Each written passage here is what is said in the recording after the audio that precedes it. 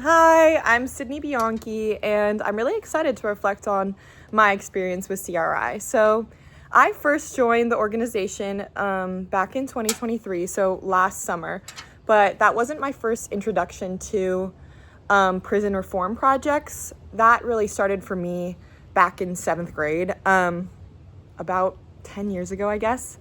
Um, I did a research project and quickly began to believe that it was the most pressing American issue that we have on the table today. And I still believe that, but I'm also really grateful for the way in which the cultural dialogue around prison reform has shifted in the last 10 years. I think when I originally started talking about it, it was much more of a controversial issue. And now I would say that there's a lot more bipartisan support for it on all kinds of political and communal levels, which I think is really, really important. But I care to be involved in this work because I'm concerned about the intentions and the way that this work is carried out. I think it's so important to center the people in this project and not just use prison reform as a tool for a political agenda.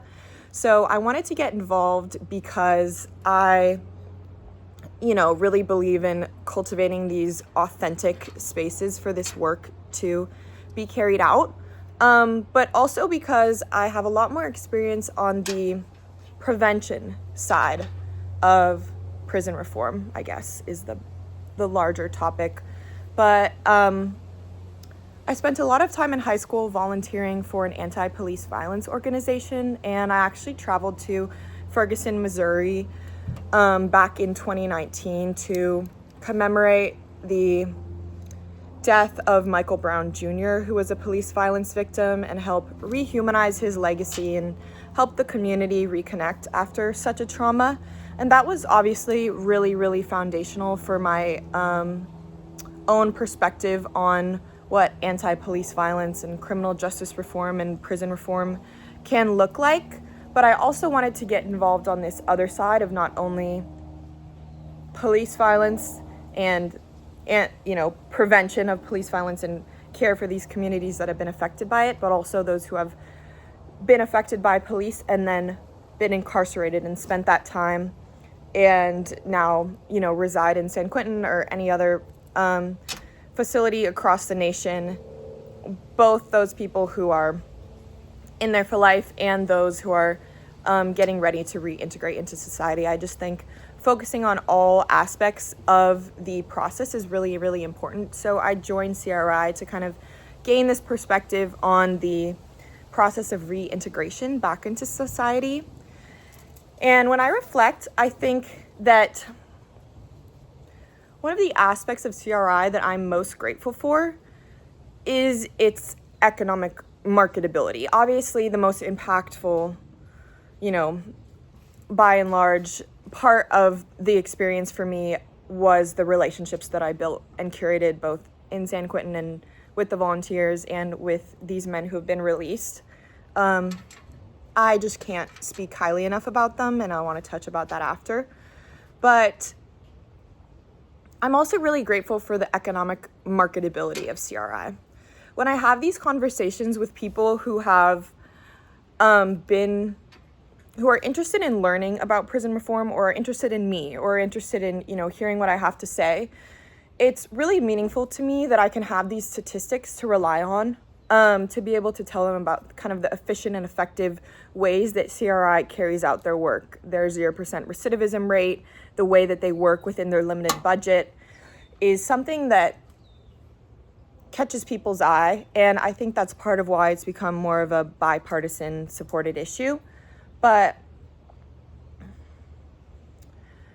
the ways that CRI is able to translate these profound personal experiences into numbers that the rest of society can digest is so meaningful, and it's a big part of the process for me to be able to really expand awareness and have people understand that it's not only vital and deserved for the people who are inside San Quentin to have this care and these resources to seek healing or, whatever they're seeking, but also because it's efficient on a societal level, right? Like, spending our American tax dollars,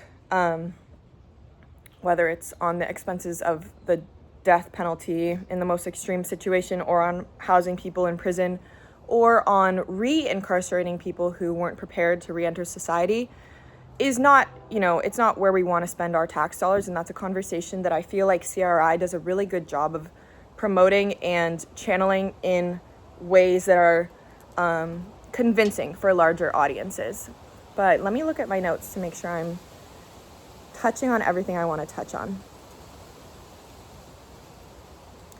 I also want to talk about a little bit about like personal challenges and experiences within the organization.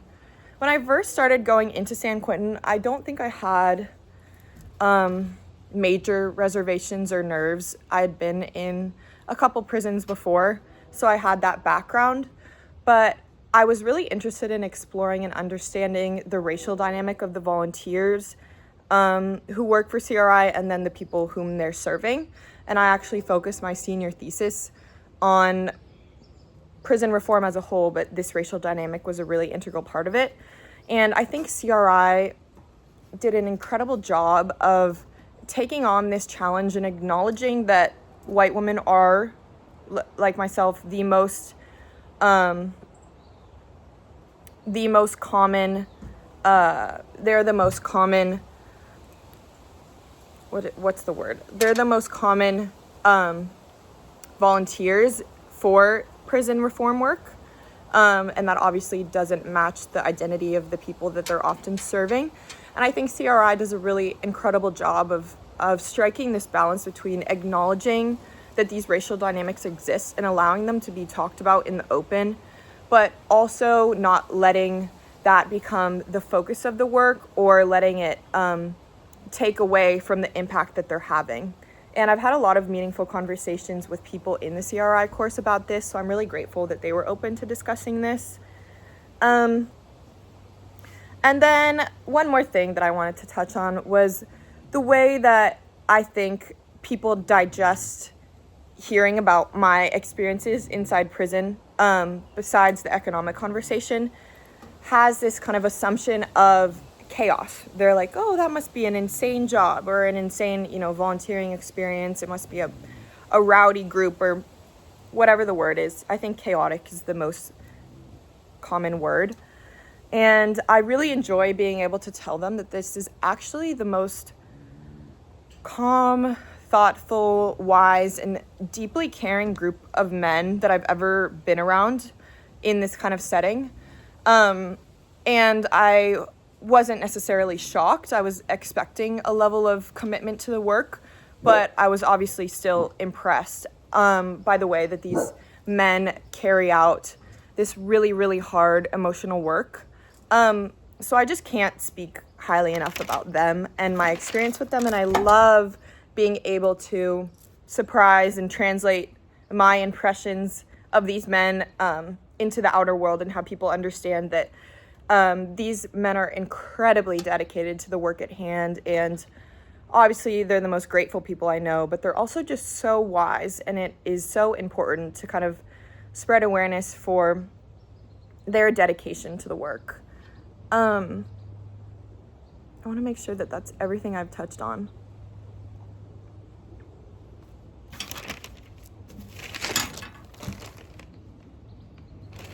Yeah, I think overall my experience with CRI can't be, it's hard to put into words. I mean, it's become a family. It's both the volunteers and the alumni who have graduated and been released from San Quentin and the men inside have just a deep sense of familiarity and love for one another that I am so blessed to be a part of, and I'm so blessed that they were willing to trust me and integrate me into their community in a way that they didn't have to do. It's hard to come in. I came in the middle of a class, and these men welcomed me and trusted me, and I'm just so grateful. So I hope this gives everybody a little insight into my experience with CRI, but obviously it's a hard thing to capture in words.